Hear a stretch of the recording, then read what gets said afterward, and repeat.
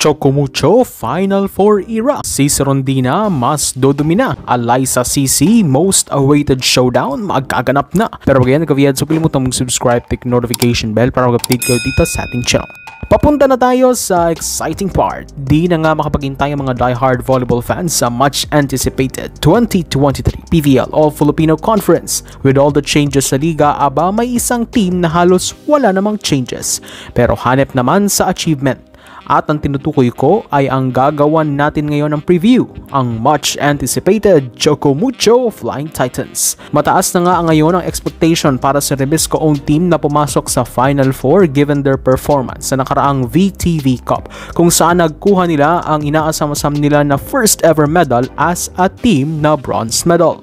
Napakalaking milestone at achievement noon para sa koponan at malaking threat na rin para sa kanilang mga kalaban ngayong paparating na conference. Imagine, binatak sila ng international level of competition sa laban na iyon. Kung nagdomina noon si CC Rondina, aba mas magdodomina ngayon si Cherry Bomb given the time na kasama niya ang team. Kung last conference ay nabigo sila despite her presence, aba may stulan din na ngayon ang sitwasyon niyan dahil nakakabuo na ito ng mas maayos na koneksyon sa kapwa players niya. Sasamahan pa na much healthier ngayon ang kanilang koponan at tila mas kompleto na sila under the system of Coach Dante. Remember last conference, di na u-utilize si Kat Tolentino. Aba, how much more pa ngayon kung mapagana siya at bigyan ng malaking spot sa team. Rondina, Tolentino, Madayag, Bea de Leon, Lazaro, Cheng, Wong. Yan ang posibleng combination ni Coach Dante sa team na ito at marami pang pwedeng hugutin sa bench. Although syempre meron pa rin yan na panggulat si Coach Dante, pero the fact na solido ang team nila this conference, mas magiging solid din ang performance nila. With this, posibleng malaki na ang tsansa ng team na magmedalya at pumasok sa Final 4. Although,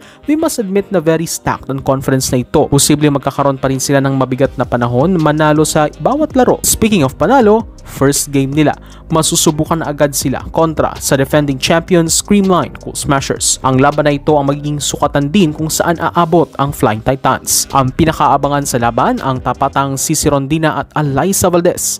Napakatagal nang inaantay ng much awaited face-off na ito na halos UAAP Season 78 pa huling naganap. Ang panahon na last year ni Alyssa sa Ateneo at halos sophomore year naman ni CC sa UST. Nung panahon na yon, hindi pa peak ni Rondina kaya kumbaga hindi pa natin nakita ng todo ang sagupan nila. Pero ngayon, peak to peak na ang labanan at papakitaan nila ang bansa ng world class at pangmalakasang volleyball action sa mismong opening day. Dito rin masusubukan kung sinong open spiker ang mayuturing na pinakamahusay sa ligang ito. Dahil honestly, silang dalawa ang best outside spiker in today's generation sa Pro League na meron tayo. Kayo magkavihead, saan aabot ang Chocumucho this conference at kanino kayo? Team Alyssa o Team CC ba? Comment down below. Sigurado magkavihead, thank you for support this channel. Please don't forget to subscribe, click the notification bell to update on the coming videos.